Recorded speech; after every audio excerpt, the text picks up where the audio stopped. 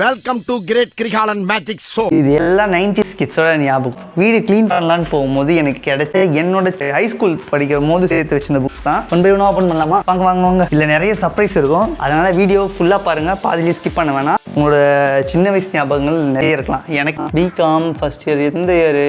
BCom general year எனக்கு தெரியல. ஒரே புக்கில் 2-3 சப்ஜெக்ட் எழுதுனா என்ன சப்ஜெக்ட் எனக்கு எக்ஸாக்டாக தெரியல. பரவாயில்ல, ஒரு புக்கை ஒழுங்காக இது முக்கியமான அத்தியாயமே இப்போ தான் ஸ்டார்ட் ஆகுது. நம்ம புக்ஸ், ஸ்கூல் புக்ஸ் இதில் தான் இருக்கும். அதை வந்துட்டான் பாருங்க, முக்கியமானவன் வந்துட்டான். இது யாருக்குன்னு பார்த்து யாருக்குன்னு ஞாபகம் இருக்கும்? ஃபர்ஸ்ட் கமெண்ட்ஸில் மென்ஷன் பண்ணுங்க. என்னன்னா ரோகிணி கைடு, கம்மி விலையில் இருக்கிற 5 ரூபாய் கைடு, அதாவது கொஸ்டின் ஆன்சர் எல்லாம் இருக்கும். அதே புக்ஸ் நிறைய பேரோட பேப்புக்கு ஹெல்ப் பண்ணிச்சு. நான் சொல்கிறது கவர்மெண்ட் ஸ்கூல்ஸ் பசங்களுக்கு ஒரு சின்ன மெமரி.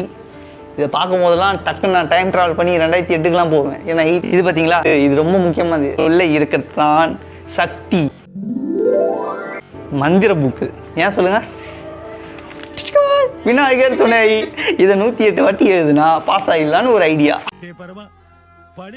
எதையாவது மூசா எழுதுனா எழுதிருக்கும்பா, பாவி இவ்வளோ தூரம் எழுதிருக்குனே. ஆசன் மெமோரியலில் 2013-14 படிக்கும்போது செகண்ட் ஷிஃப்ட்டில் படித்தேன். அப்போ வந்து புக்ஸு. ஆசன் காலேஜ் பசங்களா யாராவது இருக்கீங்களா? இருந்தீங்கன்னா ஒரு லைக் போடுங்க. சரி, வேறு என்ன புக்ஸு? ஓகேம்மா, என் பொண்ணு கொடுக்குறாங்க. சரி, செமஸ்டர் 2 என்ன புக்ஸாக இருக்கும்? இது காமா கைடு. காமா இங்கிலீஷ் தெரியுமா? ஃபர்ஸ்ட் இயர்ஸ், அதோட கவர்மெண்ட் புக்ஸ். பார்த்தீங்களா, இதெல்லாம் பார்க்கும்போது ரெட்ரோ ஃபீல், அந்த காலத்துக்கே போயிட்டு வந்துடலாம். இல்லை ஞாபகம் இருக்கா? இதில் யாரெல்லாம் அந்த கேம் விளையாடுவீங்க? திடீர்னு ஒரு இடத்த பார்த்துருவோம், பார்த்துட்டு இந்த இடத்த எங்கடா கண்டுபிடிக்கணும்னா அவன் தேடி கண்டுபிடிப்பான். தேடி கண்டுபிடிச்சா அவனுக்கு 1 பாயிண்ட். ஆமாம், நான் கண்டுபிடிச்சா 10 பாயிண்ட்ரா. அப்படியும் இந்த சவுண்ட் யாராவது கேட்டுச்சுன்னா அவதான் கிளாஸ் லீடர் மிக மிக அடங்கவில்லைன்னு போர்டில் எழுதிடுவார். கரெக்டாக அதை மாதிரி யாரெல்லாம் மாட்டினீங்க அப்படிலாம் இருந்தால் தயவுசெய்து கமெண்ட்ஸில் போடுங்க. எனக்கும் தெரியும் இதை மாதிரி எத்தனை பேர் ஃபீல் பண்ணின்னு இருக்கிறாங்கன்னு. இதெல்லாம் பார்க்கும்போது இப்போ ரொம்ப மிஸ் பண்ணுற மாதிரி ஃபீல் ஆகுது எனக்கு. பார்க்குறவங்க யாராவது தமிழில் கம்ப்யூட்டர் சயின்ஸ் புக்கு ஸ்கூலில் படிச்சிருக்கீங்களா? நான் கம்ப்யூட்டர் சயின்ஸ் குரூப் தான். அந்த இதுவில் எப்படின்னா பட்டனை பொத்தான்னு சொல்லுவாங்க. அதே மாதிரி இது அப்போ இங்கிலீஷ்லேயே கூட கற்றுக்கலாம்டா, தமிழில் கற்றுக்கிறது ரொம்ப கஷ்டம்டா இந்த மாதிரி இருக்கும். ஆனால் எங்களுக்கு அந்த சமயத்தில் ரொம்ப வசதிகள் ஸ்கூலில் இல்லைனாலும் அந்த டீச்சர் அவங்களுக்கு வச்சதை வச்சு எங்களுக்கு ஏதோ சொல்லிக் கொடுப்பாங்க.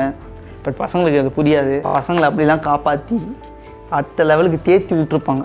அதெல்லாம் எவ்வளோ நல்ல மனசு தெரியும். பார்த்தீங்களா, இது நான் எப்படி படிச்சிருக்கேன்றது இந்த புக்கு பார்த்தாலும் தெரியும். புதுசாக இருக்கும். இங்கே பார்த்தீங்களா, இந்த மாதிரி ட்ரிக்ஸ் யாரும் பண்ணியிருக்க மாட்டீங்க. பண்ணியிருந்தால் சொல்லுங்கள். என்னென்னா ஃப்ரண்ட்டில் பார்த்தா ஒரு சப்ஜெக்ட், இந்த சப்ஜெக்டாக அதே பின்னாடி திருப்பி பார்த்தீங்கன்னா பின்னாடி ஒரு சப்ஜெக்ட். ஒரே புக்கில் 2 சப்ஜெக்ட் எழுதுனாங்க. ஏன்னா எந்த புக்கும் வாங்கியிருக்க மாட்டோம். என்றைக்கு ஒரு பார்த்தீங்களா, இதே நோட்டை கிளாஸுக்கு நோட்டு வராதவன் வாங்கி எழுதியிருப்பான். இதில் யார் என்ன எழுதுறாங்க, எடுத்தவனுக்குலாம் அந்த நோட்டு வேறு சப்ஜெக்ட்டு. ஒரு முக்கியமான பாடம் உங்கள் எல்லாருக்கும் எடுத்து அதே மாதிரி வைக்கணும், இல்லைன்னா வீட்டில் பிரச்சனை தான் வரும். சரிங்களா, அதனால் டக்குன்னு எடுத்து வச்சலாமா? இப்போ இந்த வீடியோ பார்த்துருப்பீங்க. இந்த வீடியோவில் பிடிச்சிருந்ததுன்னா லைக் பண்ணுங்கள், சப்ஸ்கிரைப் பண்ணுங்கள். முக்கியமாக இதில் ஏதாவது நிறைக்குறை இருந்தால் கமெண்ட் பாக்ஸில் மென்ஷன் பண்ணுங்கள். எனக்கு என்னென்னா இதை மாதிரி நினைவுகள் உங்கள்கிட்ட கண்டிப்பாக இருக்கும். அதை கமெண்ட்ஸில் மென்ஷன் பண்ணுங்கள். நானும் இதை பார்த்து கனெக்ட் ஆவேன், நானும் ரிப்ளை பண்ணுவேன் கண்டிப்பாக. ஓகே, தேங்க்யூ, பாய்.